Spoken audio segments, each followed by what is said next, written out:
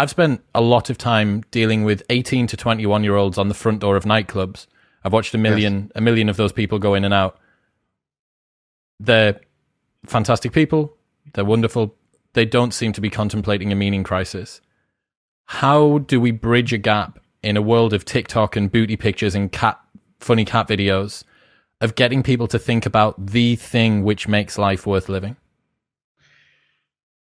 Okay, well, first of all, it sounds like you were in a different place, because I meet those 18 to 20-year-olds elsewhere, of course, because I'm a university professor. And the courses I teach that have to do with meaning and wisdom are overwhelmingly my most popular courses. And my colleague, Jordan Peterson, when he spoke about that, that's what helped rocket him to the position. So I think there's good evidence that there is hunger, and there's good evidence that there's suffering. Remember, if you don't properly cultivate the gap, it can run awry. We have, that group, even worldwide. It's ameliorated by contextual things. Some countries, often countries that are not as well off economically, and therefore tend to be more religious.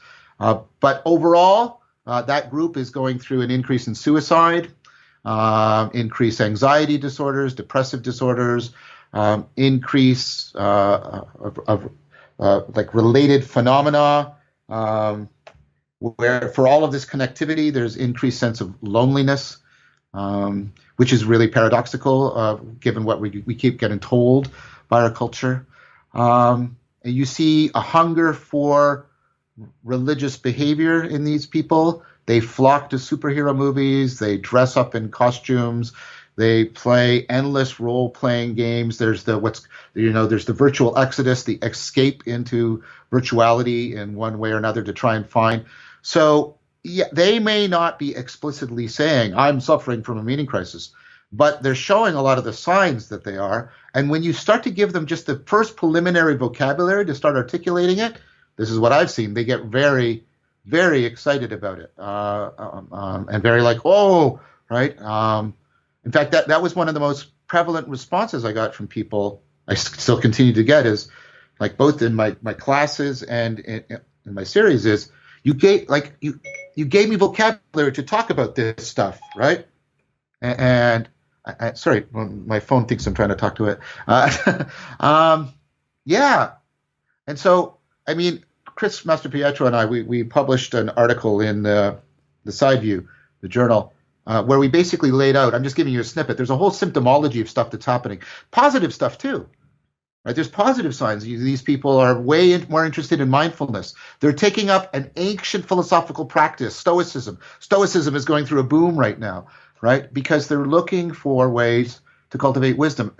And so, yeah, granted, I won't go into the history, but let me say there are perennial problems we face of self-deceptive, self-destructive behavior. So we will perennially need ecologies and practices that help us deal with that. And our culture isn't offering wisdom cultivation and that's why people are so easily sucked in to conspirituality, as Jules Evans talks about it, right? Because they're looking for anything that will give them the discernment they're hungering for, will give them some sense of connection and self-transcendence. And so I do think that Jordan Hall is right, that we are going through a kind of complexification in our culture due to the technology and the communication and globalization that is just putting even more pressure on the perennial problems. It's like an accelerant on those problems that have made it very, very much more urgent for people. So, I mean, there's mounting evidence that Instagram and TikTok are really bad for your mental health, right? And it's interesting because my son is in that, well, he's just past that generation, my older son. My younger son is just coming into it. My older son is like 25, my younger son's 16, so they're bracketed around this group, and I see them wrestling with that a lot. That this stuff, it's simultaneously very salient, and at the same time, it's not satisfying. We spoke about this before we started, that I wonder how much we can take of the good of social media, the things that you have enjoyed, and relish and cherish, and the same for myself, without so much of the things which make us feel, even in the moment, not great, and afterwards, retrospectively, pretty terrible. And I've also read a lot of existential risk over the last couple of years, which sort of fascinates me and terrifies me in equal measure. And when I combine that, which is, I guess, civilization wide, geologically wide, or interstellarly wide, with what's happening on an individual level, on a cultural level, locally, in terms of people not binding together. I don't know my next door neighbor's name. I don't know the person that lives next door to me. That wouldn't have happened. That wouldn't have happened 20 years ago. No. And is it a break point that's coming? Is it the sort of thing that's likely to require a big wall to hit, or is it the sort of thing that's going to slow down gradually? Is civilization the kind of thing that's going to slow down gradually, or this acceleration towards what could be some very, very maladaptive practices for humans, the way that we act, the way that we interact with each other, the things that we value? Yeah.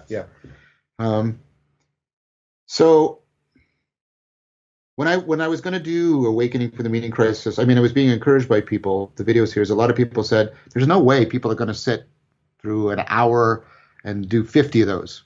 And they were wrong. People did. And then communities grew up around it and continue.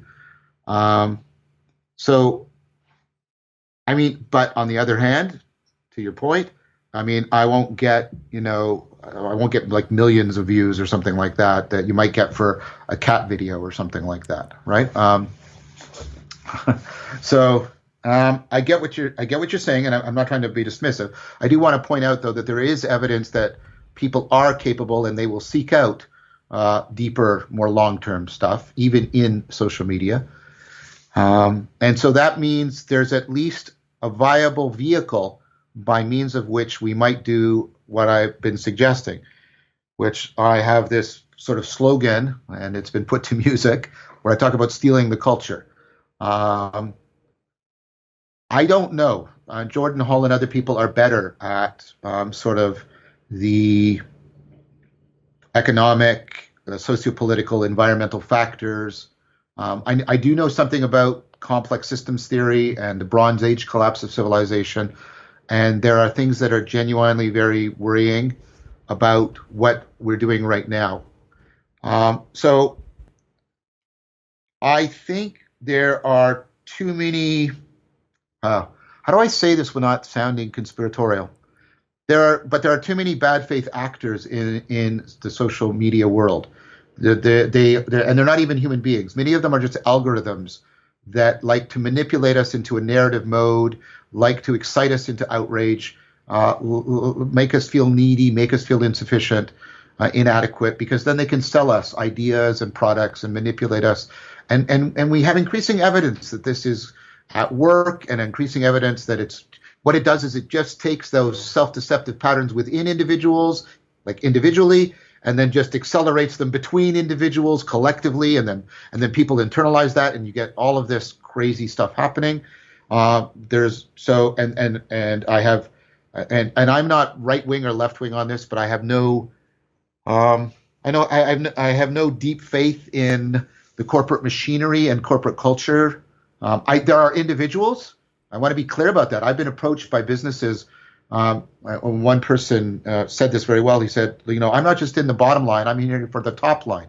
I do want to make a profit, but I really believe in the meaning crisis, and I really want to try and bring what you have to say. So there are individuals. I don't want to deny or dismiss them, because they are. I meet a lot of them, but I think they are the exception that proves the rule. Right? That by and large, we are in a situation that's being accelerated by social media that is taking us further and further away from wisdom and starving us more and more for meaning.